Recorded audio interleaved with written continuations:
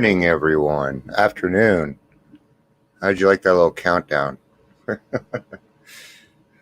Oh, nobody's here. All right. Can't really expect anybody to be here, considering I haven't been around much. So, hey, everyone. Long time no see. Uh, Feeling a lot better today. I gotta get rid of something, or it may pop up in the background there. There we go. All right. We are all set. So we are here to do daily reflection. It is February 4th. My never-ending supply of Canada Dry. I've been living off of this. So I hope everybody's having a good day. A little blustery out there, but let's get to some stuff here. If you're here, please hello. Let me know that you're here. Say hi, or if you're watching the rewatch, feel free to make comment. I always like to post the comments up while we're talking and stuff. If you have a topic, something that you'd like to hear, if you'd like something specific for to hear about, please let me know, and we will get to it. So let's go ahead and get started. The first thing I wanted to do was read out of. Well, actually, before we get started, I have a favor to ask of my group. Of anybody listening. Jill is going through some things right now. I'm not going to go over. I'm not going to go into detail, okay? But she needs some prayers. And I would really like it if everybody could just take, 20 seconds and throw Jill in your prayers. She really needs them right now. So, maybe do it while you're praying this morning, or just take a quick second. If you guys could do that, I would appreciate it. So, but I want to start out by reading out of ODAT. ADAT, a day at a time, right? ODAT, one day at a time. Okay. Rare is a recovering alcoholic who will now dispute the fact that denial is a primary symptom of the illness. And I wanted to talk about denial because we don't talk about denial. In fact, denial doesn't really come up much anymore, does it? It's been replaced. That's because it's been replaced by other words. But it was great about you having the word denial, as we could, play with that word a little bit. Denial is not a river in Africa, things like that. But we alcoholics and addicts have a disease that tells us we don't have a disease. So denial is a symptom of your disease. It will literally tell you that you are doing okay. Or, or for me, when I had my relapse, Dion, you were 19 years old at the time. Who isn't an alcoholic at 19? Well, pretty much everybody else except you, and my other fellows, right? The program teaches us that alcoholism is the only illness which actually tells the afflicted person that he or she really isn't sick at all. Not surprisingly, then, our lives as practicing alcoholics were characterized by endless rationalizations, countless alibis, and, in short, a steadfast unwillingness to accept the fact that we were, without question, bodily and mentally different from our fellows. Have I conceded to my innermost self that I am truly powerless over alcohol? Today I pray, may the program's first step not be half-hearted for me, but a total admission of powerlessness over my addiction. May I rid myself of that first symptom, denial, which refuses to recognize any other symptom of my desire, of my disease. Today I'll remember denial. So, of course, when we first go, everything you have is going to go against this concept, because it is not the easier, softer way. It is not in our comfort zone. Okay, so yes, your mind is literally going to fight against this. Okay, and it can be very, very confusing. That's why we need other people in our lives to let us know, hey, where you're at is where I was at, and this is kind of what I did.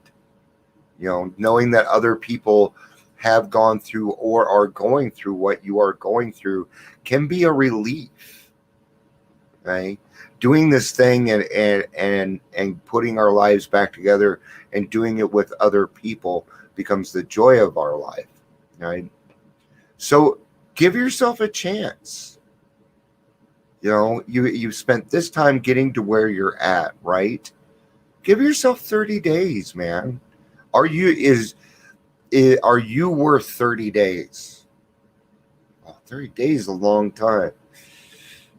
Not really, but yes. Okay. I believe that the first 30 days are the longest period of sobriety. Man, people popping in and out. All right. February 4th, when faith is missing. Sometimes AA comes harder to those who have lost or rejected faith than those who have never had any faith at all. For they think they have tried faith and found it wanting. They have tried the way of faith and the way of no faith. 12 Steps and Traditions, page 28. I didn't mark that. Oh, it was on page 28. I guess I didn't need to mark it.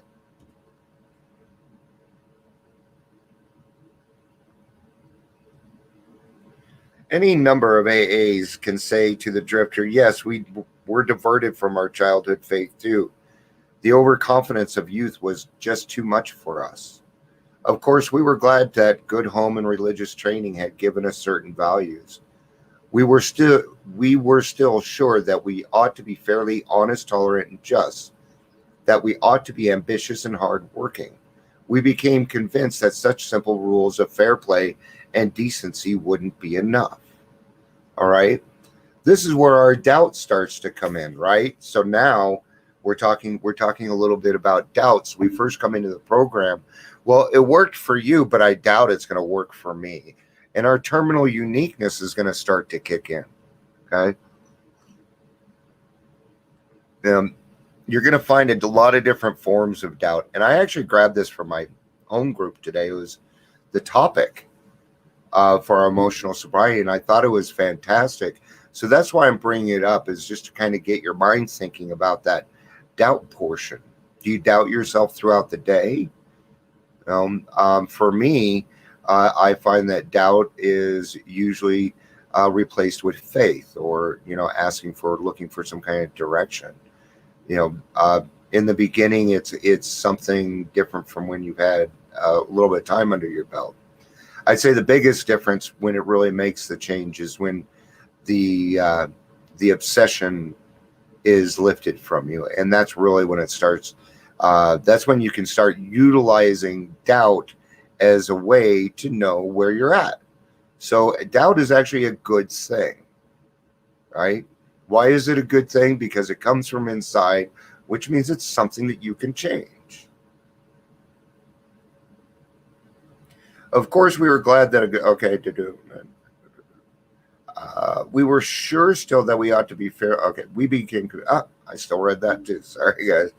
As material success founded upon no more than those ordinary attributes. This is it. That's not even going with what we're talking about. Okay.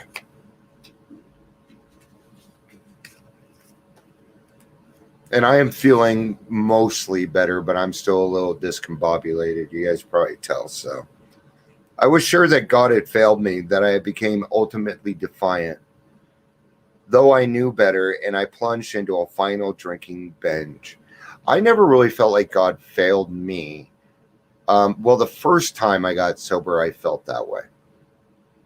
The second time I got sober, I felt like I had failed God and he didn't want me back. That was my fear. I feared that because I knew what I knew and I did what I did anyway, that really put me in a place in God's eyes where I was just a hopeless piece of crap. And I'm really glad that I don't think that way anymore. my faith turned bitter, and that was no coincidence. Those who once had great faith hit bottom harder. It took time to rekindle my faith. Though I came to AA, I was grateful. I was grateful intellectually to have survived such a great fall, but my heart still felt callous. Still, I stuck with the AA program. The alternatives were too bleak. I kept coming back, and gradually my faith was restored. So, time, again, giving ourselves that chance. You probably keep hearing, keep coming back till the miracle happens. Keep coming back till the miracle happens, and you'll know it. You'll know it because one day you'll walk by a liquor store going to 7-Eleven, and you won't even realize that you walked by the liquor store. Right? That's what happened to me. Went to 7-Eleven, came back home, walked by a liquor store twice, just didn't even think of it because I was too busy figuring out what I was going to do that day in God's world. Right? Big difference. Big difference. So, all right, that's going to be it for today. Tomorrow should be a little bit more adventurous. As I start to feel better. I think I'm at about 75%. So thank you everybody for being here.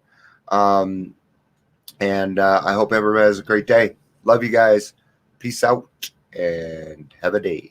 Bye.